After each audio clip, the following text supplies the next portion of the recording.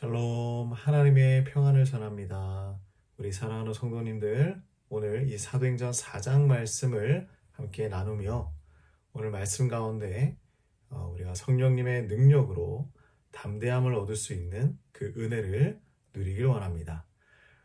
자, 오늘 말씀에는 베드로와 요한이 이 성전에서 앉은뱅이를 고친 후에 유대 종교 지도자들에게 붙잡혀가는 장면을 보여주고 있습니다. 자, 이들은 예수님의 이름으로 아픈 사람을 고쳤고요. 또 예수님의 부활을 담대하게 전했기 때문에 대제사장들과 장로들 앞에 서게 되었습니다.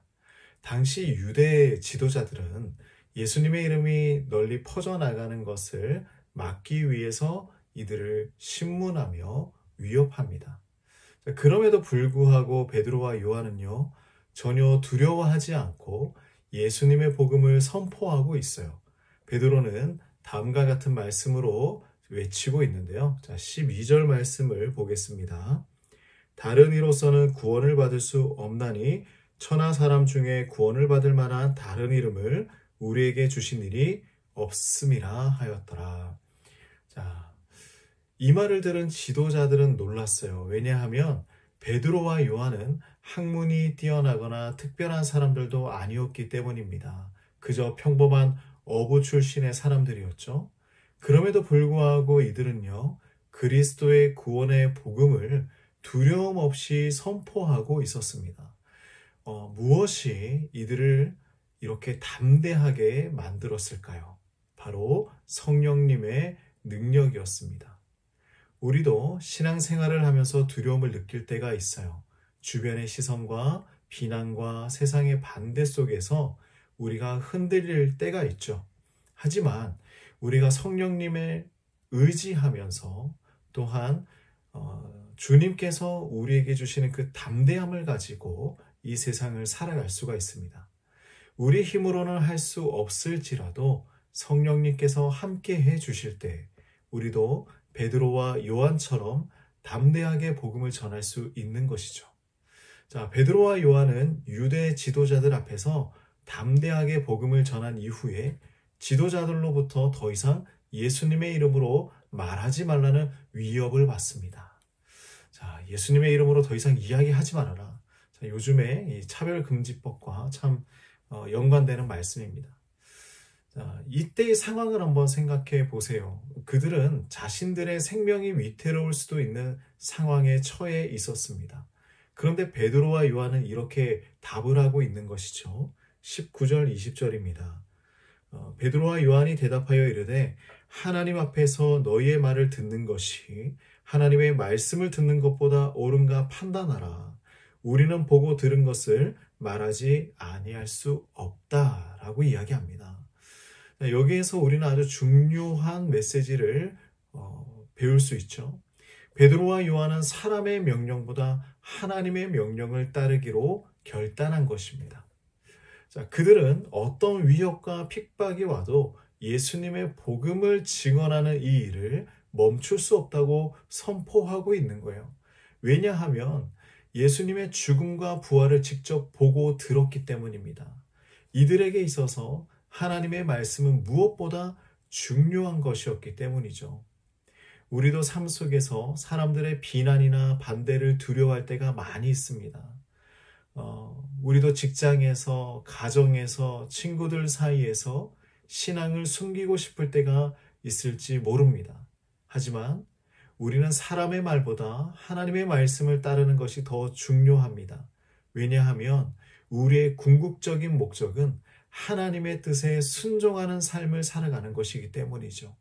우리가 성령님을 의지할 때에 사람을 두려워하지 않고 하나님께 순종할 수 있는 힘을 얻을 수 있습니다. 자, 사도행전 4장의 그 뒷부분에 보면요, 베드로와 요한은 풀려난 이후에 믿음의 공동체로 돌아옵니다. 그리고 그들은 함께 기도를 드리는데요, 그 기도의 내용이 굉장히 중요합니다. 이들은 박해와 위협 속에서도 안전을 구하지 않았어요. 오히려 더 큰 담대함을 구하는 기도를 드렸습니다. 자, 29절 말씀인데요. 29절.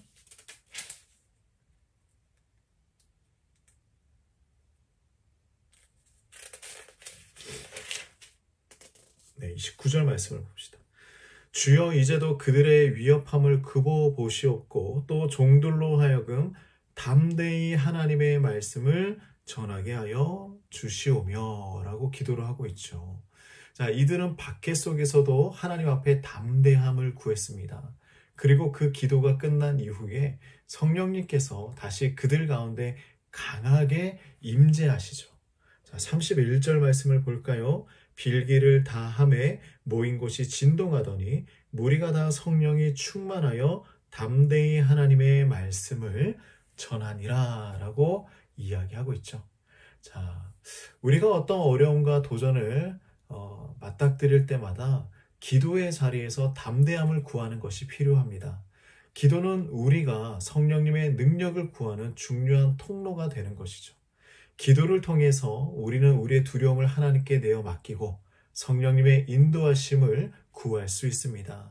기도할 때 성령님께서 우리 안에 역사하시고 우리를 담대하게 해주시고 하나님의 뜻을 이루도록 힘을 주시는 것입니다. 우리 사랑하는 성도님들 두려워하지 말고 담대하시길 바랍니다. 자, 오늘 말씀을 통해서 우리는 참된 담대함이 어디에서 오는지를 알게 되었죠. 담대함은 우리의 능력이나 지식에서 오는 것이 아니었습니다. 오직 성령님의 능력으로부터 온다는 것입니다. 베드로와 요한이 성령님의 능력으로 담대하게 복음을 전했듯이 우리도 성령님의 도우심으로 말미암아 이 세상 가운데서 예수님의 증인으로 살아가길 간절히 소망합니다. 삶에서 때때로 어려움과 박해가 찾아올 수 있어요. 그럴 때 우리는 사람을 두려워하지 않고 오직 하나님의 말씀에 순종하는 삶을 살아가기를 원합니다. 또한 이러한 기도를 통하여서 성령님의 능력을 구하고 또 주님의 인도하심을 받아서 담대하게 복음을 전하는 저와 여러분이 되기를 간절히 소망합니다. 우리 모두 이 세상 속에서 예수님의 증인으로 살아가길 원합니다. 하나님 아버지, 우리가 이 세상 한가운데서 많은 핍박과 어려움과 고난이 있을 수 있습니다.